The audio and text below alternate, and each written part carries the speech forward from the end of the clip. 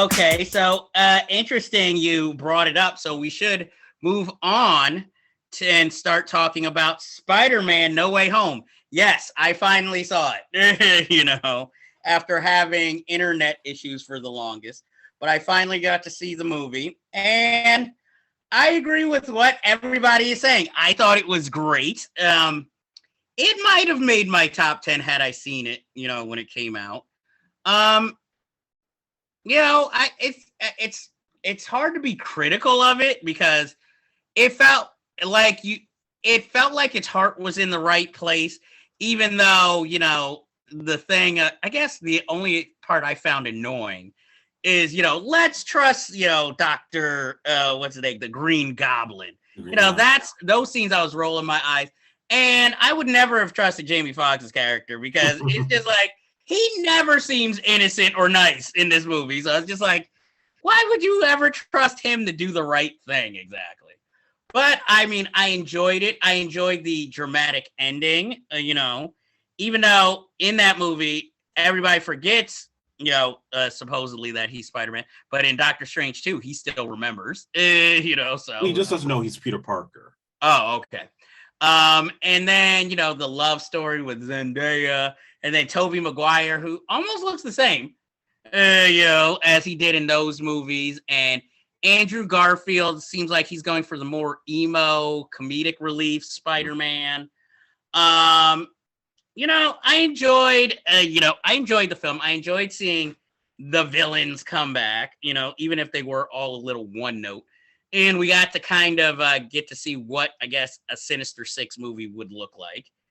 I was kind of shocked that even Rice Ifans returned as the Lizard. I didn't expect that one.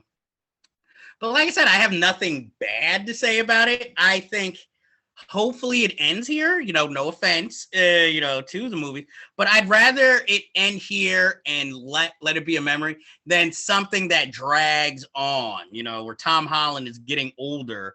It's like, oh, I'm still Peter Parker. And not to mention they already have the animated multiverse of Spider-Man, but it still feels like they're still going to drag him into another film, especially by when you keep building up these. Sony keeps building up these not sequels, but movies of his villains that eventually he's going to have to be pulled into them. And, so, but like I said, I didn't really have too many faults with Spider-Man No Way Home. Yeah, I loved every minute of it. I mean, I grew up a Spider-Man fan. I felt like this was a love letter to the franchise as a whole.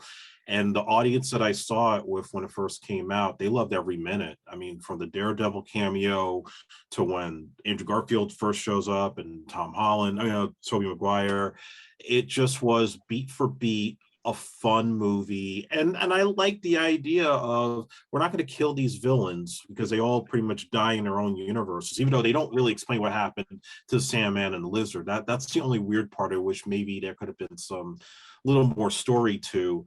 But I like that the whole thing was, it was kind of a Christmas movie, a little bit of It's a Wonderful Life.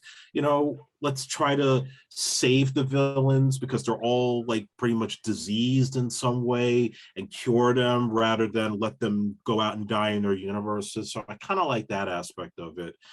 And I found myself really appreciating Andrew Garfield a little bit more because I was not a fan of the Amazing Spider-Man movies. And it's not his fault. It's just the script. It's the fact that they tried to reboot from scratch. But here you really felt his heart. And when he saved MJ from falling off the Statue of Liberty, you get a little bit of Misty when you think about that. Just the emotion he feels that this could have been Gwen Stacy that he could have saved. So like you, I don't have too many bad things to say. I think the only real pet peeve that I have is I think there should have been at least one new villain introduced. It was fine bringing back Alfred Molina, bringing back Willem Dafoe. I was cool with all that, but it's really the Sinister Five, and I guess they want to twist it saying, oh, well, Spider-Man's going to help them, so now it's really Sinister Six.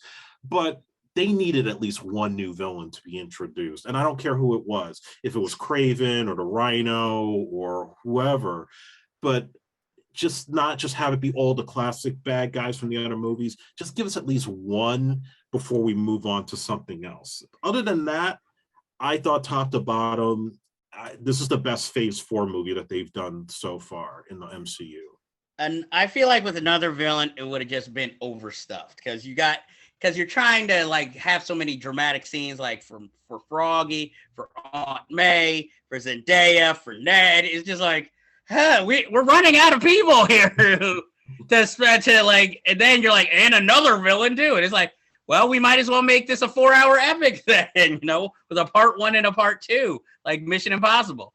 But like I said, I have yet to meet anyone who's like, yeah, didn't like it, or so obviously, definitely a recommend.